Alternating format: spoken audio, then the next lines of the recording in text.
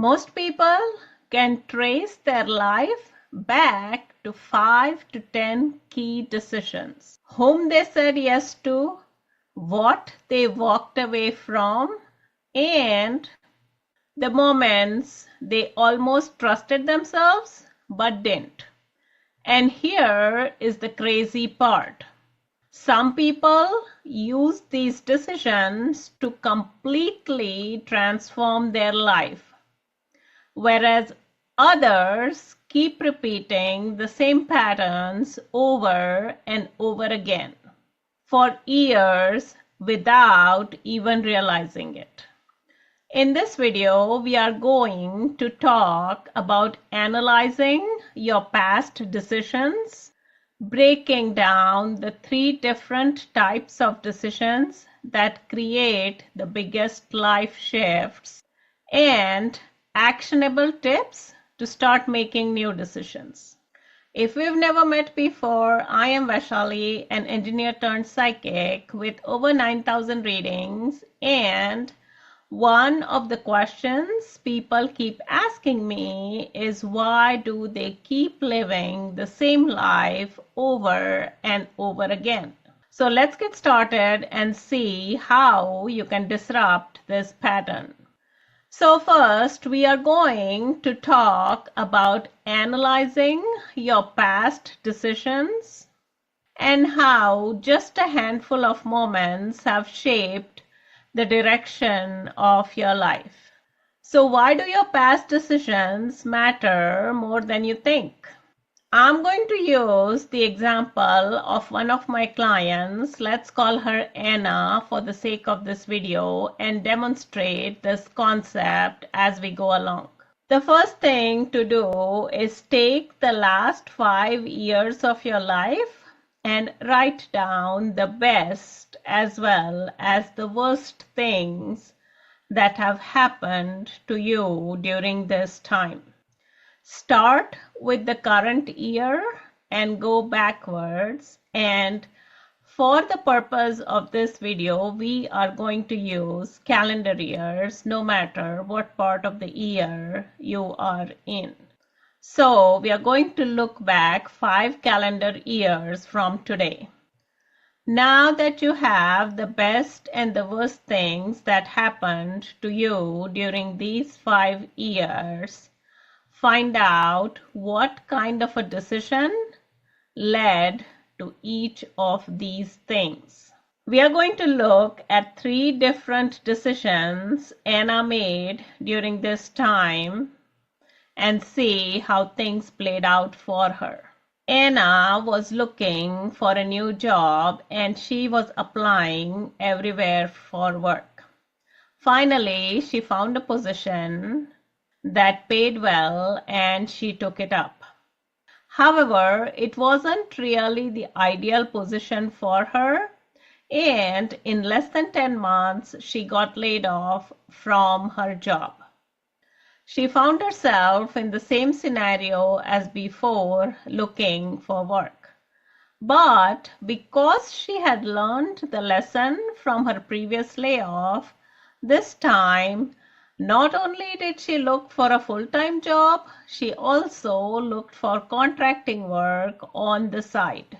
This would prevent a huge fall-off like she had the first time when her layoff happened. Anna used to go to a gym regularly and she saw a flyer for half marathon training. She was intrigued because she had never run a half marathon before and she thought that she would sign up for it. Worst case, she may not run the half marathon. Anna then went to open a new bank account and started to talk to her banker about her contract work. As they engaged in a conversation, the banker mentioned that she was taking some dance lessons in the evening for relaxing and just to have some fun.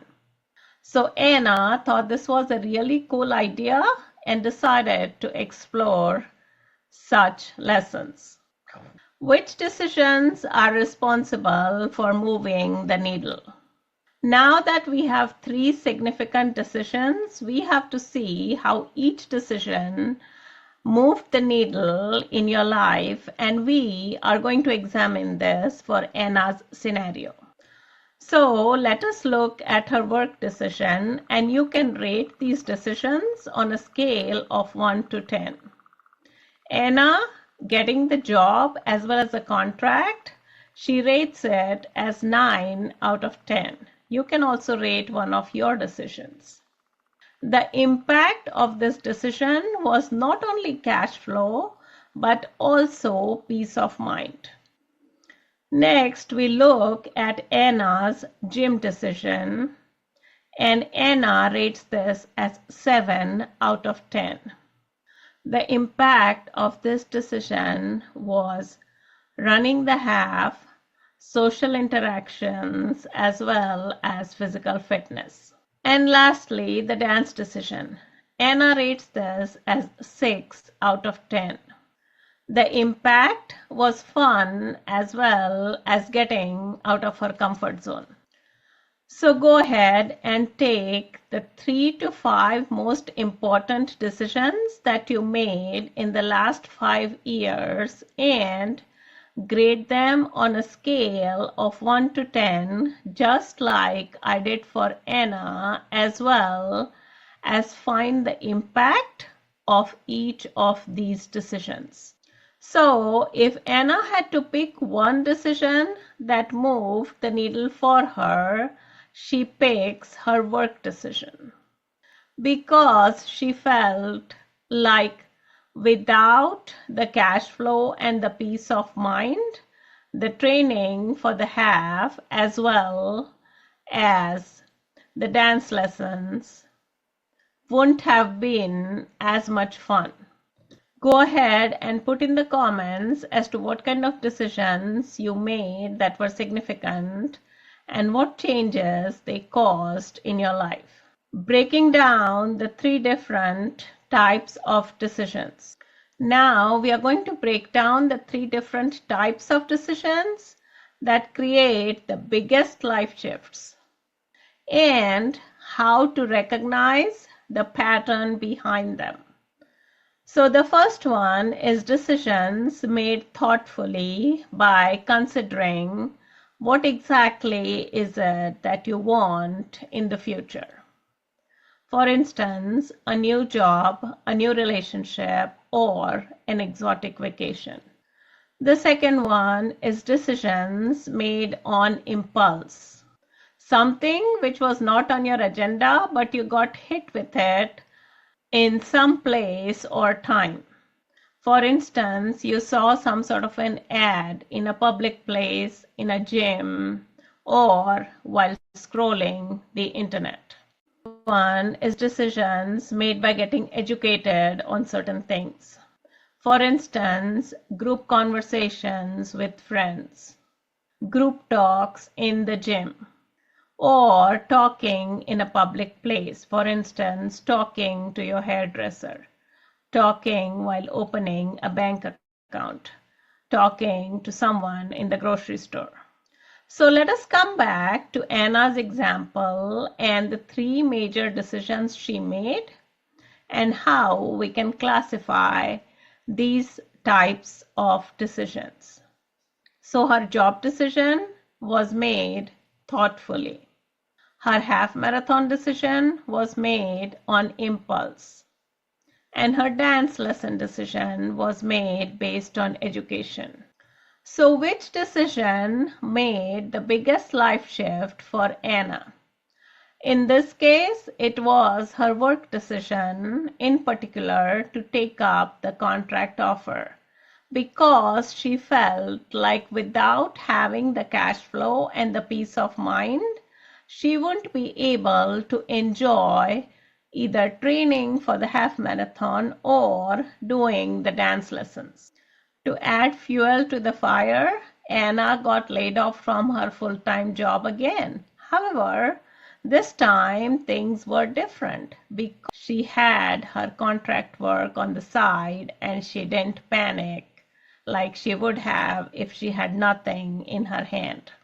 Anna also found that her state of mind while looking for work was a lot different this time because she was so much at peace. It is important to understand which decision is a life-changing decision by studying your past decisions. I'll demonstrate this for Anna's case, and you can do it for your own scenario.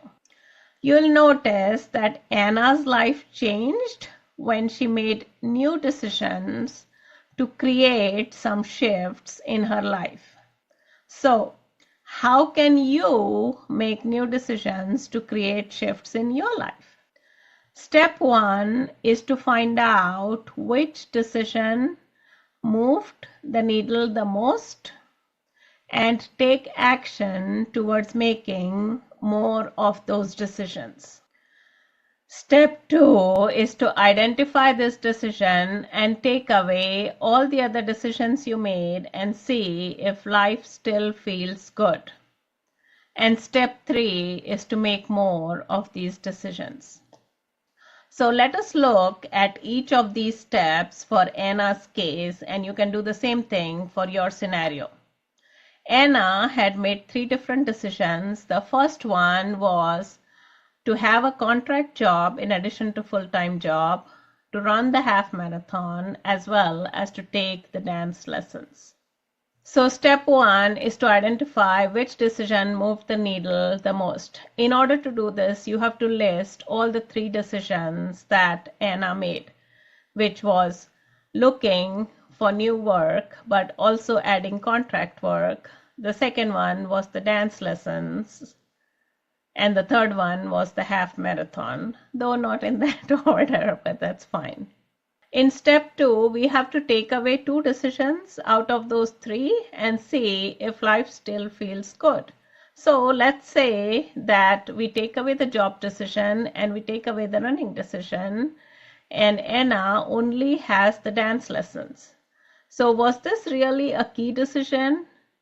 Anna doesn't feel so, because just having dance lessons in her life without the stability of her work did not feel right. Neither does it feel right for Anna to have just the half marathon and not her work or the dance lessons. And lastly, when Anna weighs all these 3 decisions, she finds that her contract work is the most important decision she made because she has so much peace of mind because of this one decision that all the other decisions seem secondary. So the next step for Anna is to intentionally make more of such decisions. So now you know what were the major decisions you made in your life and how to categorize them. But how does that change anything? You may be wondering.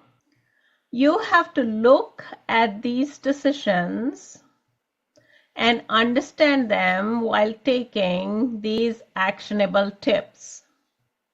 I have for each of these decision type, so you can keep your mind open to more of these in the future. So, what are the actionable tips? Thoughtful decisions.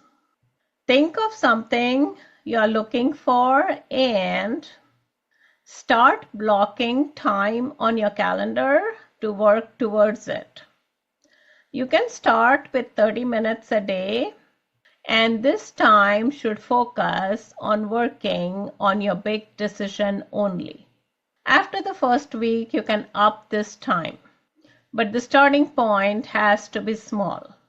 And if you're already extremely motivated to work towards it, then you can, of course, block an additional amount of time, for instance, 30 minutes in the morning and 30 minutes in the evening.